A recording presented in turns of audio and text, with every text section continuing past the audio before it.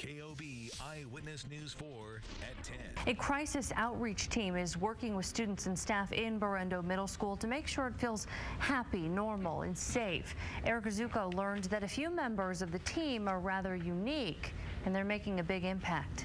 Albuquerque police are trying to figure out what led up to a man getting shot on Albuquerque's west side. He was shot this afternoon along Paseo del Norte west of Rainbow Road. He's at UNM Hospital in critical condition. Paseo was closed for more than 4 hours after that shooting. It is back open tonight. Many people have been thanking first responders for keeping the kids safe, but tonight law enforcement officers are praising teachers and staff for their quick response. We have learned of another report of abuse for little Omari Varela. This one on Christmas Eve 2012. A criminal complaint states that police were called out to a Cricket wireless store in Albuquerque for a child abuse call. And the caller said he had witnessed a woman later identified as Cynthia Varela Casaus punching her son Omari inside the store. Several store employees also told police they saw Varela Casaus slap Omari. Well, she denied the allegations but did tell police she was disciplining her son, who suffers from behavioral problems. CYFD and APD's Crimes Against Children unit were notified. They reportedly found no visible injuries on Omari. As we have reported, Omari died a year later. Police say Varela Casaus kicked him to death. Opening statements began today for a man accused of killing a couple he was trying to defraud. Ronald Santiago is charged with the 2005 shooting deaths of John and Bernadette Olemacher. Santiago had been refinancing their Albuquerque home. Investigators think he killed them to cover his tracks after trying to steal their money. The defense argues that evidence they will present in the trial will prove Santiago's innocence. Danielle Todesco joins us from the newsroom with more on what's in store at this year's health fair. Danielle. Tom, the health fair coming up this weekend, and one of the great things that people can get at the health fair is all kinds of different blood tests. We've got the experts here from Tricor. We've got Dr. Sarah Koenig here. Thank you for being here. Now, talk about what kinds of tests people can get. So Tricor is going to have 3 tests. The first one is a lipid panel, so that's testing your cholesterol, your total cholesterol, the bad cholesterol, the good cholesterol.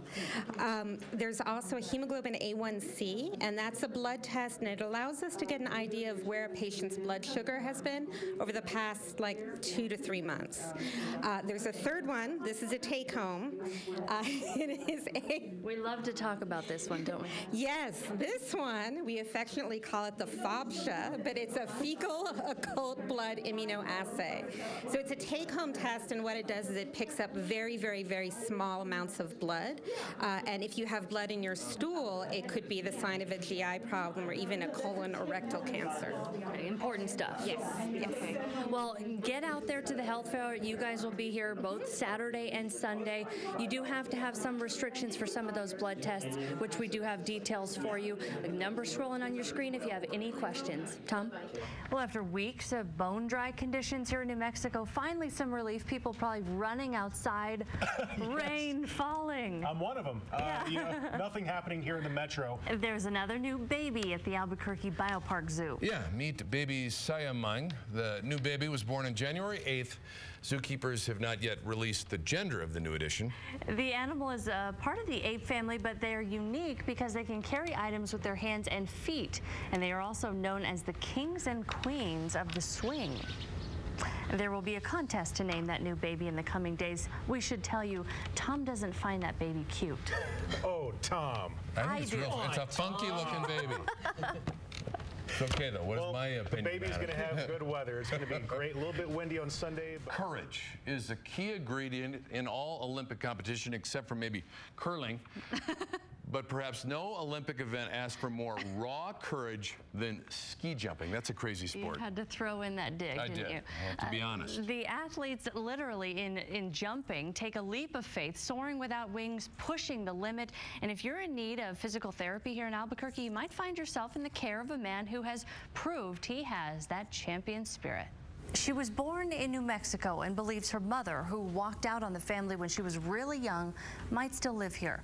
But the young woman who now lives in Oregon has no idea how to find her biological mother. Tonight, she's hoping that social media and an interview with us will help spread the word. All Vanessa Cesena knows about her mother is written on this poster. Her name is Brenda, and that's all we know.